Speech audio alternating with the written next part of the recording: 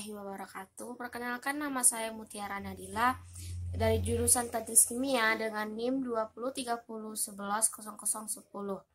Baiklah, pada praktikum biologi kali ini saya akan melakukan praktikum tentang ekologi analisis vegetasi, yaitu dengan dosen pengampu Ibu Liza Meini Fitri MSI dan asisten dosen. Yang pertama ada Kak Marzuki dan kedua ada Kak Rini Putri Ningsih. Baiklah, sebelum melakukan praktikum, saya akan menjelaskan sedikit teori tentang ekologi, yaitu analisis vegetasi, di mana lingkungan merupakan hal yang paling penting untuk dilindungi dan dijaga kelestariannya, karena merupakan tempat yang dimana seluruh makhluk hidup itu tinggal, baik manusia, hewan, maupun tumbuhan, serta faktor biotik dan abiotik sebagai pendukungnya. Terdapat ilmu yang mempelajari tentang lingkungan dan salah satunya itu ialah ilmu ekologi, di mana tujuan ekologi adalah untuk memahami mekanisme yang mengatur struktur dan fungsi suatu ekosistem. Ilmu ekologi mempelajari segala hal yang berkaitan dengan lingkungan, salah satunya adalah vegetasi. Vegetasi merupakan sekumpulan tumbuh-tumbuhan yang terdiri dari beberapa jenis yang berbeda, hidup bersama di suatu tempat. Analisa vegetasi adalah cara mempelajari susunan atau komponen jenis dan bentuk atau struktur vegetasi atau masyarakat tumbuh-tumbuhan. Kurva spesies area dalam ekologi adalah grafik yang menggambarkan hubungan antara jumlah jenis dengan ukuran kuadrat. Grafik itu biasanya menunjukkan pola pertambahan jumlah jenis yang relatif tajam pada ukuran kuadrat kecil sampai pada suatu titik tertentu dan sesudah itu semakin mendatar seiring dengan peningkatan ukuran kuadrat. Prinsip penentuan ukuran plot adalah plot dibuat dari ukuran terkecil hingga pada ukuran terbesar dengan spesies yang bervariasi dari satu plot ke plot yang lainnya sampai pada titik ada lagi keanekaragaman spesies.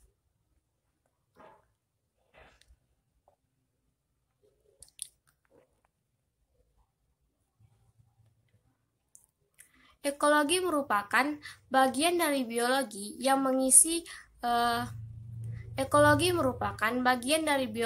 mengkaji hubungan timbal balik antara makhluk hidup dengan lingkungannya atau biotik dan abiotik yang berinteraksi membentuk suatu ekosistem.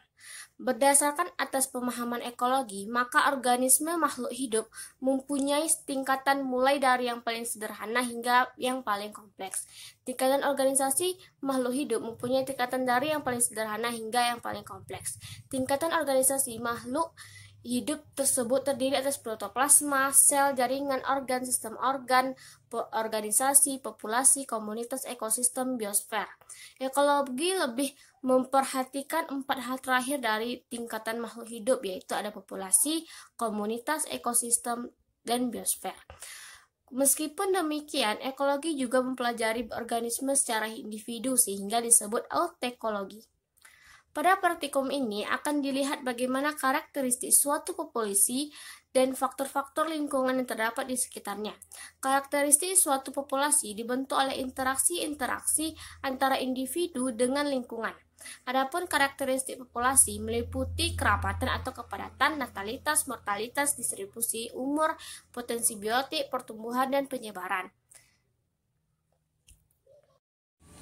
Baiklah, pada praktikum tentang ekologi analisis vegetasi, di sini saya akan menggunakan alat, yaitu ada plastik, lalu ada meteran, lalu juga saya menggunakan gunting, lalu di sini juga ada alat tulis.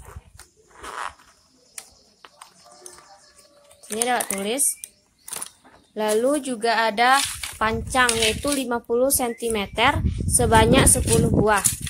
Lalu di sini juga ada tali rafia atau tali plastik dan juga ada kamera handphone. Baiklah, untuk bahannya itu saya menggunakan lahan. Baiklah, nanti untuk lahannya kita akan membuat seperti skema pada bagian ini, yaitu ada plot 1, plot 2, plot 3, dan juga plot 4. Baiklah, untuk cara kerjanya, yang pertama yaitu analisis vegetasi atau teknik sampling analisis vegetasi tanpa plot metode titik sentuh atau point intercept method. Yaitu yang pertama, kita pilih suatu area yang akan dimatai vegetasinya. Lalu yang kedua, letakkan poin frekuensi frame pada area yang dipilih. Kemudian jatuhkan tali rafia yang ada pada lubang poin frekuensi frame. Perhatikan tumbuhan yang pertama tersentuh oleh kawat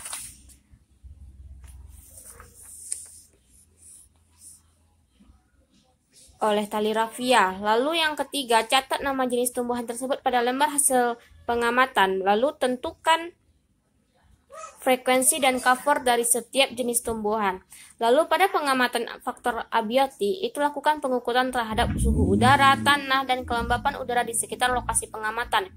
Lalu pengukuran dilakukan pada 4 tempat berbeda, yaitu ada plot 1, plot 2, plot 3, dan plot 4. Di sini untuk pada tabel hasilnya yaitu ada seperti ini.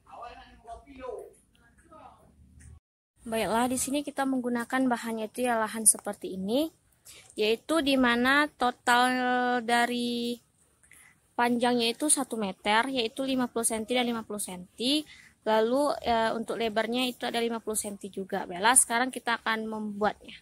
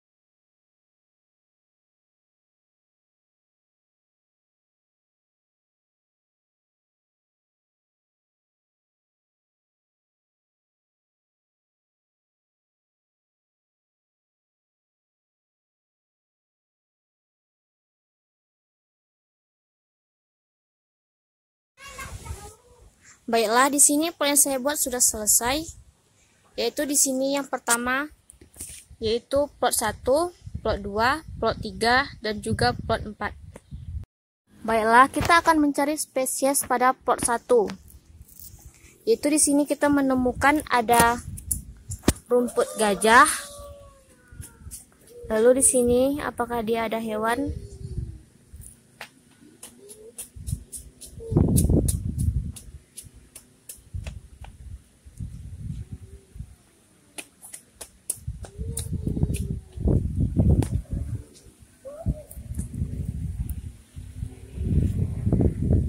Lalu selanjutnya pada plot 2 yaitu sama ada rumput gajah. Lalu pada plot 3 yaitu di sini ada penambahan, ada tanaman. Lalu ada rumput yang panjangnya.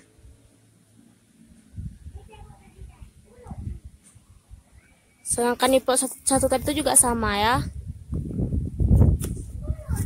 Lalu pada plot 3 di sini ditemukan sama seperti spesies sebelumnya.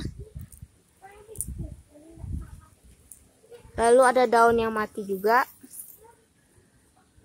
Untuk hewan di sini ada cacing di dalamnya ya. Baiklah, inilah spesies yang kita temukan tadi.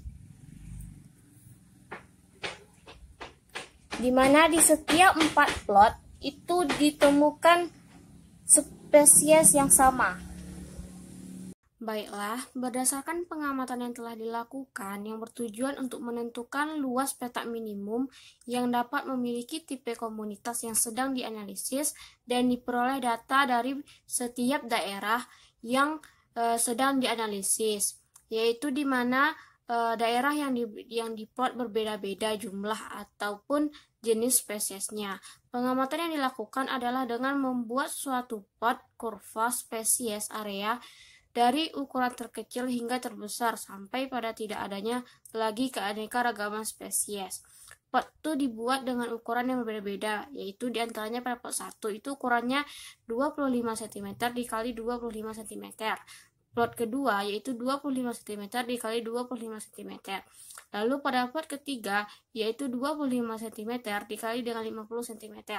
Lalu pada plot keempat yaitu 50 cm dikali dengan 50 cm. Jadi pada pengamatan pada plot 1 ditemukan spesies yaitu ada rumput gajah mini atau Chartreus purpureus, lalu ada SP1, SP2, cacing dan juga semut.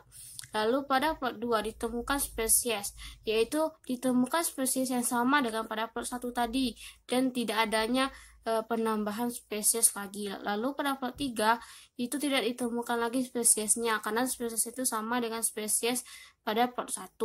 Lalu plot keempat juga sama dengan plot ketiga. Faktor-faktor yang dapat mempengaruhi jumlah spesies di dalam suatu daerah antara lain yaitu yang pertama ada iklim. Fluktuasi iklim yaitu merupakan faktor penting dalam membagi keragaman spesies, yaitu suhu maksimum yang ekstrim, persediaan air, dan sebagian menimbulkan kemacetan ekologis atau bottleneck yang membatasi jumlah spesies yang sama hidup secara tetap di suatu daerah. Lalu yang kedua ada keragaman habitat dengan daerah yang beragam dapat menampung spesies yang keragamannya lebih besar dibandingkan habitat yang lebih seragam. Lalu yang ketiga ada ukuran daerah yang luas dapat menampung lebih besar spesies dibandingkan dengan daerah yang sempit. Jadi, pada kesimpulan praktikum saya kali ini, yaitu berdasarkan praktikum yang telah dilakukan, maka dapat disimpulkan bahwa penentuan kurva spesies area dilakukan untuk mengetahui luasan petak minimum yang akan mewakili ekosistem yang terdapat pada suatu peta yang diplot. Lalu keanekaragaman spesies dari plot 1 sampai ke plot 4 itu tidak begitu bervariasi, di mana pada plot 2 dan plot 3 dan plot 4 ditemukan spesies yang sama pada plot 1. Ini disebabkan karena menempatkan lokasi dari plot 1 hingga plot keempat itu sangat berdekatan. Baiklah, sampai di sinilah praktikum yang dapat saya lakukan. Lebih dan kurangnya saya mohon maaf. Jika ada kesalahan dalam menyampaikan materi, saya mohon maaf, dan juga dalam melakukan praktikum. Sampai di sini dapat saya sampaikan. Lebih dan kurangnya saya mohon maaf.